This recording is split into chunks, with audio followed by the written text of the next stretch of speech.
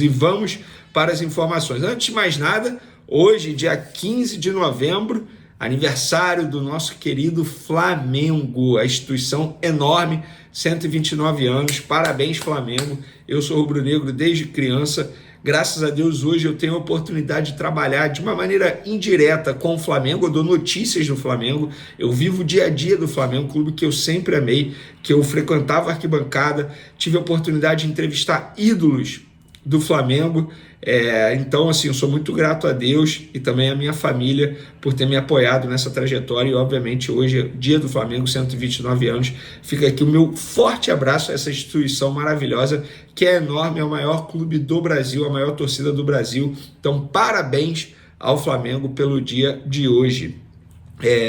E por falar em aniversário do Flamengo, Gabigol chamou a atenção novamente em seu canal no YouTube. Pois é, o Gabigol agora está com um canal no YouTube, ele postou um vídeo lá, e nesse vídeo, uma parte do vídeo, tem uma frase assim: eu sou Flamengo, eles não. E muita gente interpretando essa frase como uma indireta para a atual diretoria do Flamengo, lembrando que Gabigol e a atual gestão estão vivendo, digamos assim, uma guerra fria, troca de farpas a todo momento, obviamente alguém está tentando minimizar a situação, tentar jogar panos quentes, mas na boa, a situação ainda é muito complicada. Por exemplo, hoje, sexta-feira, o Gabigol não sabe se será relacionado para pegar o Cuiabá na quarta.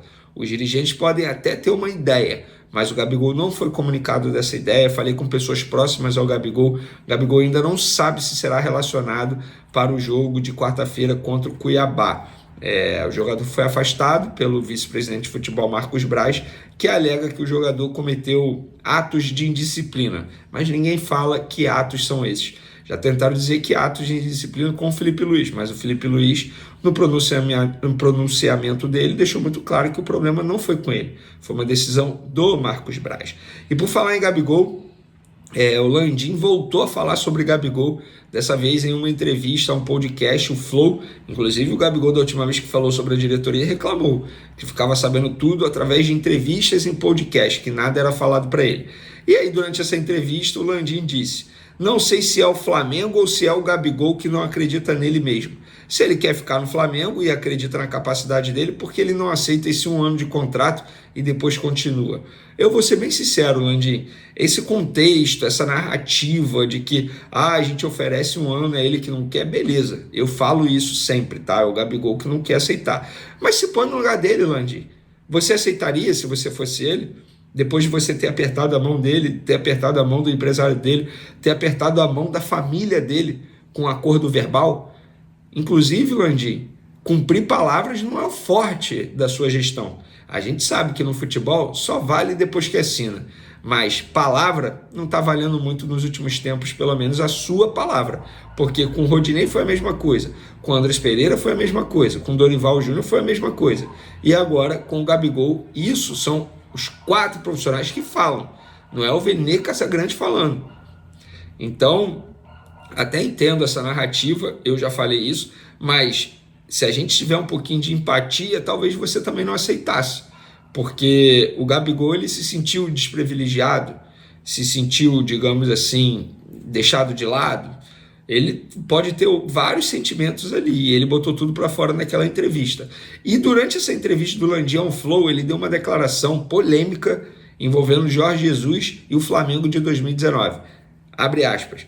As pessoas ficam guardando na memória o ano de 2019, que foi mágico mesmo. E para ser sincero com você, não quero diminuir o trabalho do Jorge Jesus, mas a competitividade do futebol brasileiro como um todo era muito menor que temos hoje. Hoje temos SAF, que faz investimentos muito maior, consegue trazer jogadores muito mais qualificados. A própria forma como a gente propôs o jogo em 2019, se você for ver, a grande maioria dos times recuava. Foi uma surpresa para os times que jogavam contra o Flamengo. Eu acho que o nível de competitividade hoje é muito maior. Foi excepcional o trabalho do Jorge, mas acho que a gente não teria a mesma facilidade que a gente teve para ser campeão como a gente foi em 2019. Fecha aspas. Na boa, eu vou dar já a minha opinião em cima dessa declaração e eu quero saber o que vocês pensam. Isso aqui é uma declaração totalmente infeliz. É óbvio que o futebol mudou, que os outros clubes evoluíram, que o Flamengo também evoluiu. O Flamengo, inclusive, não tinha esse elenco que tem hoje, Rodolfo Landim. Se você pegar o Flamengo de 2019, o elenco não era forte. O time titular era forte. O elenco era horrível. E a gente não pode esquecer o que o Jorge Jesus fez em 6 meses de Flamengo em 2019. Uma campanha absurda no Campeonato Brasileiro, com recorde de pontuação. Foi campeão da Libertadores, em cima de um River Plate muito forte, isso precisa ser dito. O time do River Plate era muito bom. Ah, mas foi campeão nos minutos finais. E daí, mas foi. Conseguiu a virada. O Flamengo foi para o Mundial, bateu de frente com o Liverpool. O jogo foi para a prorrogação. O Liverpool ganhou com o gol do Firmino na prorrogação. E a gente pôde ver o Lincoln, na época tratado como joia, isolando uma bola. Isolando uma bola. E você quer minimizar o trabalho do Jorge Jesus em 2019? Isso é patético, Rodolfo Landim. Isso é patético. Na boa, eu entendo o que você está querendo dizer, mas qual é a necessidade de falar uma coisa dessa? Pelo contrário, você tinha que valorizar o seu trabalho, inclusive. Foi na sua gestão. Ao que me parece, você não gostou o que o Jorge Jesus fez com vocês 2 vezes? E eu sinto até uma certa mágoa nessa declaração. Mas é óbvio que você está minimizando o que o Jorge Jesus fez. Acho totalmente errado, inclusive. Ah, e o Landim é o mesmo que falou recentemente que o Zico ia passar, que o Gabigol ia passar. Pô, péssima declaração do Rodolfo Landim. Quero saber a opinião de vocês sobre essa declaração. Outra coisa, pessoal, notícia boa, tá? O Pedro já evoluiu bastante, ele que operou no dia 13 de setembro, outubro, tem 2 meses de operação, hoje é dia 15, 2 meses de cirurgia, ele já está fazendo trabalho com força na academia. O que eu quero dizer com isso? Os educadores físicos vão saber muito bem, ele já consegue fazer cadeira flexora com peso, isso é absurdo. Ele está indo muito bem na recuperação, então de repente ele pode voltar aí antes do prazo inicial, que foi de 7, 8 meses, até 10 meses, podendo chegar até 10 meses. Mas quem sabe ele consegue retornar antes e ficar à disposição do Flamengo. Mas independentemente do Pedro, eu acho que o Flamengo tem que buscar a contratação de centroavante, Gabigol de saída, a futura gestão, lembrando que tem uma eleição no dia 9 de dezembro, a futura gestão tem que priorizar a contratação de um centroavante. Não dá para o Flamengo não ter um centroavante. Com todo respeito ao Carlinhos, é buscar um clube para ele, por empréstimo. É um erro absurdo do Marcos Braz ter dado 3 anos de contrato ao Carlinhos, jogador que chegou para tampar buraco nessa temporada. Então, assim, a futura gestão tem que focar na contratação de centroavante. E eu não vejo motivos para mudar de treinador. Acho que o Felipe Luiz está indo muito bem. Inclusive, ele está indo muito bem, mesmo diante de muitas adversidades, muitos desfalques. E eu fico pensando, quando ele tiver o elenco todo à disposição, o trabalho que ele poderá fazer. Então, eu não vejo motivos para a futura gestão pensar na saída de um Felipe Luiz, por exemplo. Gabigol segue movimentando os bastidores do Flamengo e da torcida rubro-negra. Na manhã desta sexta-feira, aniversário de 129 anos do clube, o atacante aproveitou para divulgar em seu canal no YouTube um vídeo especial que mistura lances decisivos da final da Copa do Brasil e depoimentos emocionantes de torcedores. Intitulado Sempre Juntos, o conteúdo é um misto de despedida e celebração, trazendo à tona o legado deixado pelo camisa 10, que já anunciou sua saída do Flamengo ao fim da temporada. A produção foi gravada nos arredores do Maracanã, cenário onde Gabigol brilhou na partida de ida contra o Atlético Mineiro. O vídeo começa com cenas marcantes de torcedores exaltando o atacante e relembrando os momentos que ele proporcionou. Frases como a maior alegria depois do Zico é Gabigol e ele trouxe um sonho de muito tempo em 2019 são ouvidas, demonstrando o impacto que o jogador teve na história recente do clube. As imagens também mostram os gols do camisa 10 na final, incluindo o lance em que Arrascaeta abriu o placar após o rebote de Everson, seguido dos 2 gols decisivos que encaminharam o título. Essa iniciativa faz parte de um projeto novo do atacante, que busca usar seu canal no YouTube para compartilhar os bastidores de sua carreira e se conectar mais diretamente com os fãs.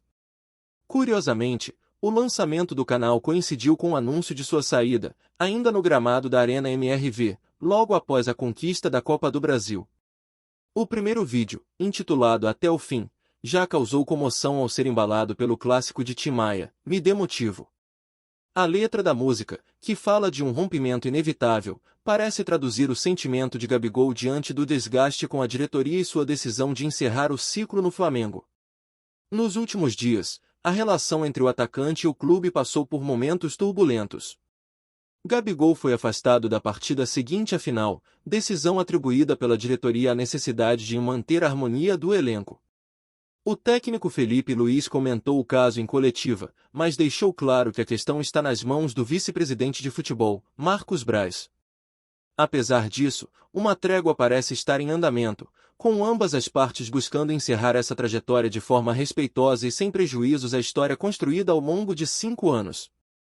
O vídeo divulgado no aniversário do Flamengo é, sem dúvida, uma demonstração de gratidão do atacante, tanto pelos torcedores quanto pelos momentos vividos no clube. Ele parece compreender o peso de sua passagem pelo rubro-negro e tenta garantir que seu legado seja lembrado de forma positiva, mesmo em meio às controvérsias.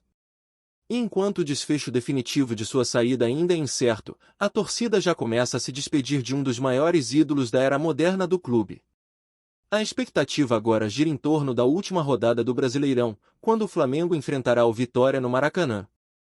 Será a oportunidade perfeita para uma despedida à altura, com a nação rubro-negra lotando o estádio para celebrar, uma vez mais, o camisa 10 que ajudou a resgatar a grandeza do Flamengo em momentos inesquecíveis.